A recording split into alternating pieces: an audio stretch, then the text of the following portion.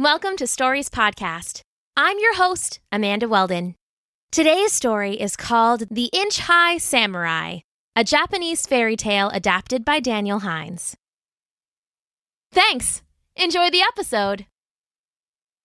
The Inch-High Samurai. Once upon a time, on a stormy little island in ancient Japan, there lived a husband and wife. They were a normal couple in every way.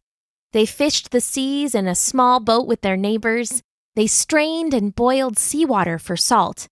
They worked and played and ate and drank and lived on their stormy little island, and everything was absolutely normal. Until it wasn't. The couple wanted a child, but so far they hadn't been able to have one. They had wanted a baby girl or boy of their own for so long that they had given up even on hope. But hope hadn't given up on them.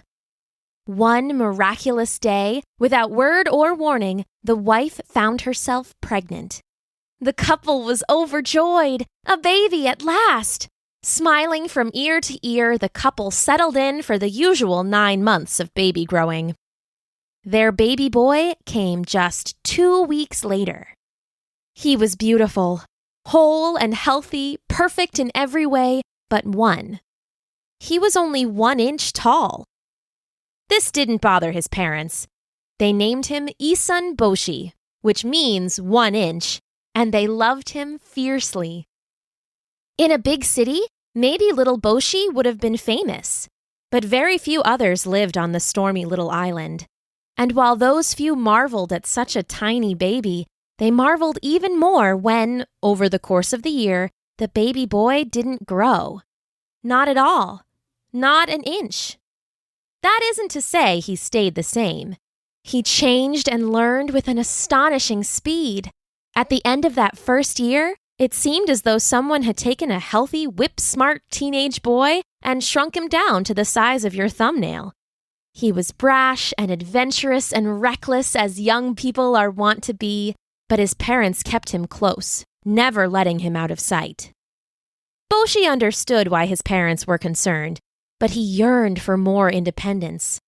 One night, as his mother was telling him his favorite story about a wandering samurai warrior, he couldn't hold it in anymore.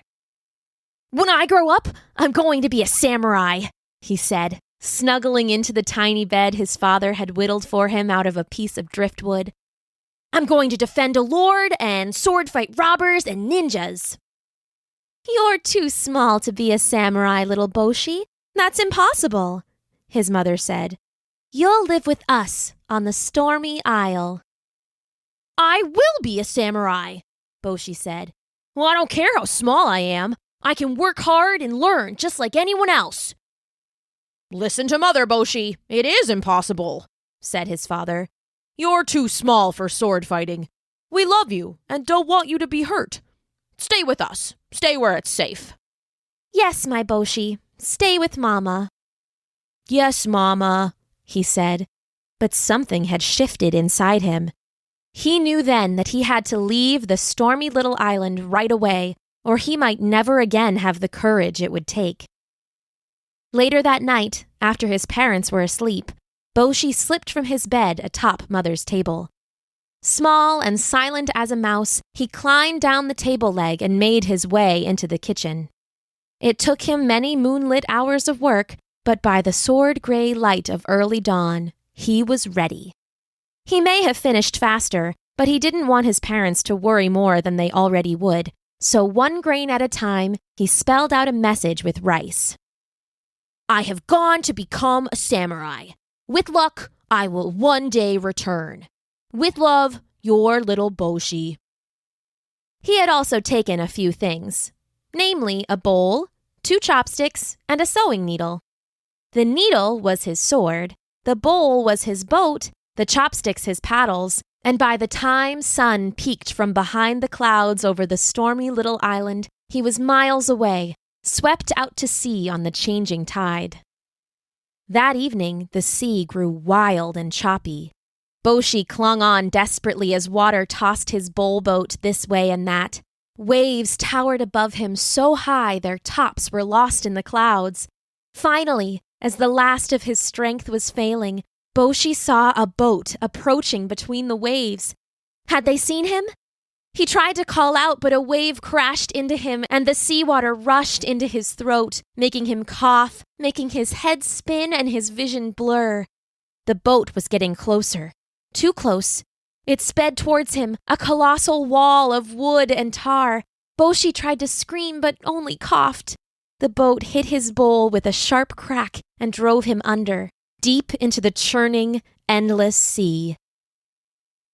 The next Boshi knew, he was being set down somewhere soft. His head felt thick and feverish, and it hurt terribly when he moved too fast, but he wasn't drowned, so he was thankful. "Thank you for bringing this oddity to me," a dry, authoritative voice said. "Beeman, please see that the good captain is given gold for his efforts." "Thank you, my lord. That is too generous, my lord." Boshi felt himself fading in and out of sleep. It was a struggle, but he finally managed to sit up, blinking his eyes and stretching tenderly. He was on a feather pillow in the middle of the largest room he'd ever seen. The walls were a smooth, dark wood, the furniture ornate and gilded. Sunlight poured in from windows that stretched from the floor to the ceiling far above. At one end of the room was a set of doors. At the other, a chair so lavish it was nearly a throne. Next to his pillow, Boshi saw there was a tiny bowl of water and a tiny bowl of rice, both sized perfectly for his hands. He drank deeply and then began to eat, feeling better with every bite. Boshi looked up at the sound of footsteps entering the hall. It was a small group of people. One was obviously a lord, and the young girl in the fine dress would be his daughter. A few seemed to be advisors or other officials, dressed for noble work. It was the last two, though, that caught Boshi's eye. For they were samurai. Their armor was layers of hard black and midnight blue. One's helmet mask was a stern, mustached face. The other was a laughing demon. At their waists, they both wore the long swords known as katanas. They seemed hulking and invincible, and Boshi wanted to be one more than ever. "Ah, I see our guest is awake," called out the lord as they approached. "Little man, can you speak?" Boshi stood and straightened his sea-stained clothes as best he could.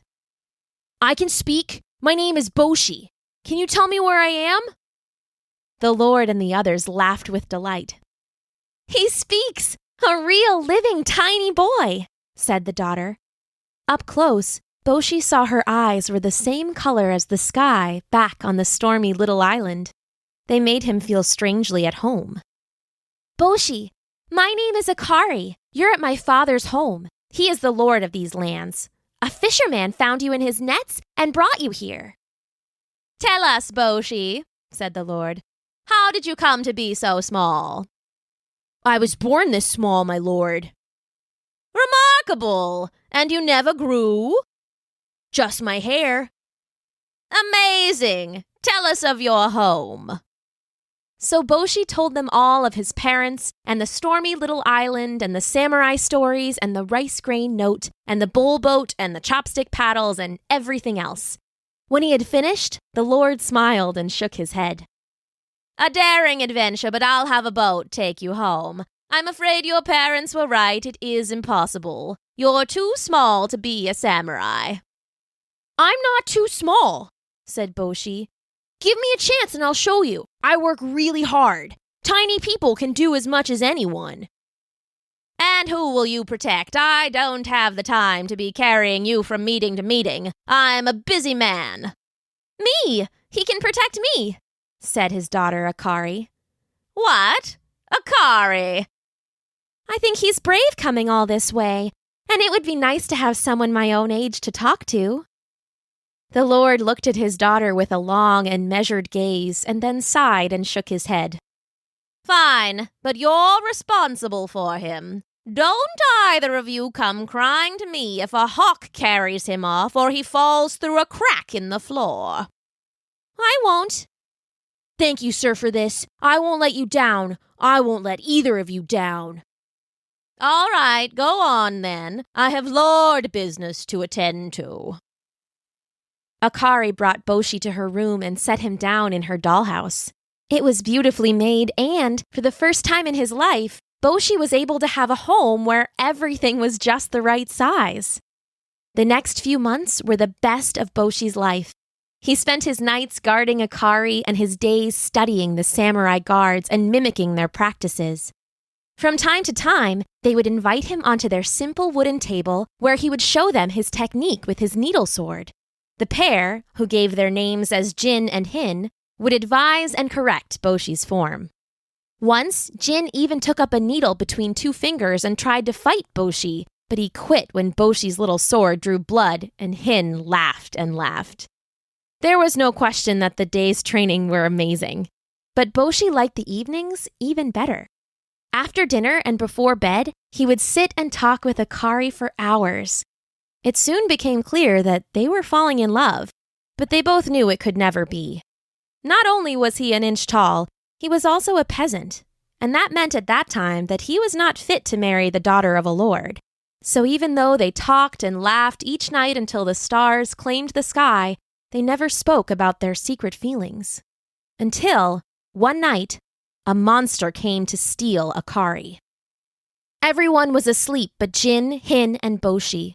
The two samurai were in the hall outside of the bedrooms, and Boshi was inside Akari's dollhouse, sitting on the tall watchtower she'd made for him. It was a quiet night. The moon was nowhere to be seen, and even the stars felt dim. Boshi was on edge, nervous for no reason he could name. There was a heavy feeling inside his chest that felt like the air before a thunderstorm. He drew his needle sword and laid it across his legs.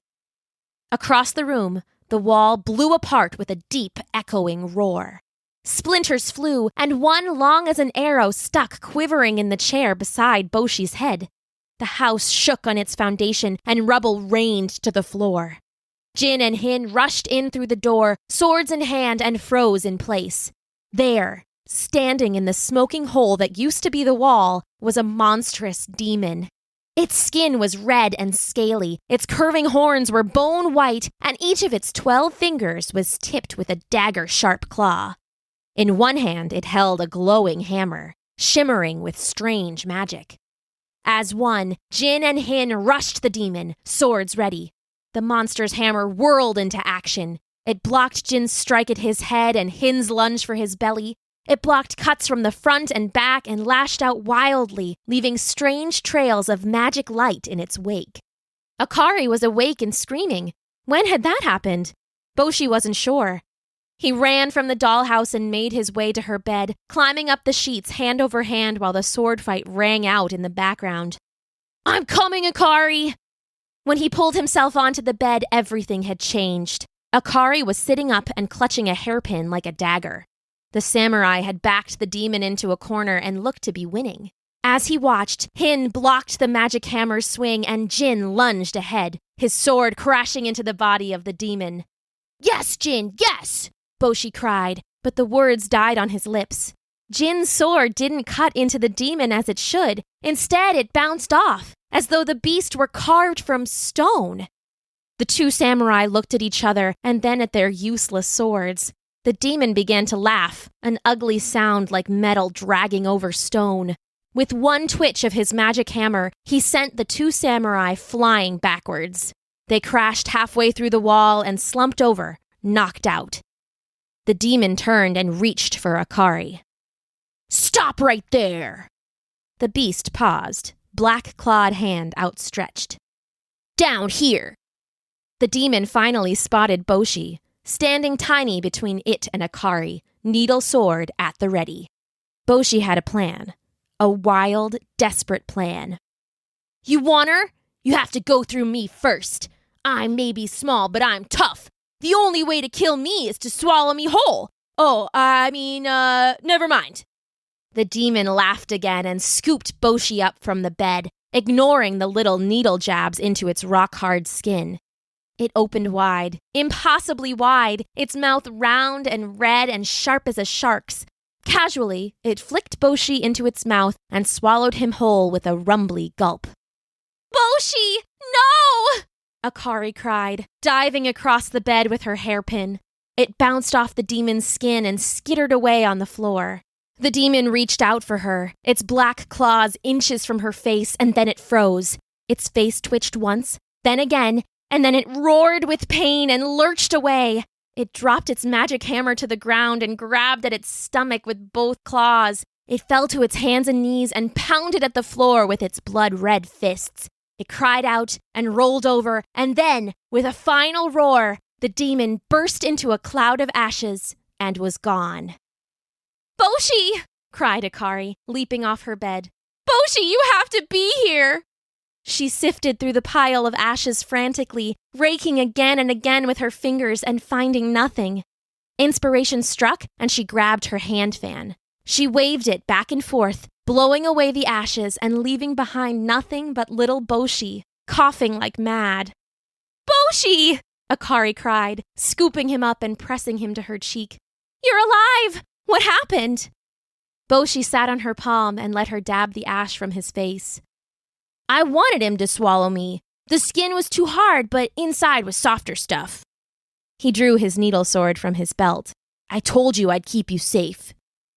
Akari smiled and then froze, her eyes going wide. She placed Boshi down on her bed and started to hunt around the room. "What are you looking for?" "Here," she said. In her hands, still glowing, was the demon's magic hammer.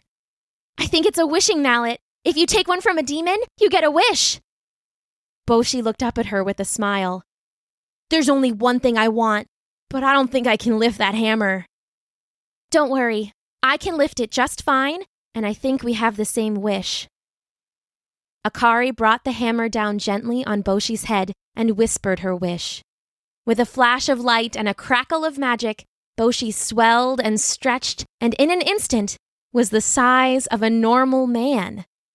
He looked around the room and then down at his hands with amazement. "Akari, this was your wish too?" "No," she said, throwing her arms around his neck. "This was." She gave him a kiss, and it was but the first of many. In time, Boshi was trained by Hin and Jin to be a true samurai, thus accomplishing his life's first goal. Shortly after, his new status allowed him to accomplish the second, marrying Akari. The wedding was joyous and well-attended. Boshi's parents were there, beaming with pride at all their once tiny child had accomplished. Boshi and Akari went on to have many children of their own, all of them average-sized, and whenever any of them told their father what they wanted to be when they grew up, no matter how outlandish it sounded, Boshi always said the same thing. "You can be anything in the world if you work hard at it. Nothing is impossible." The end.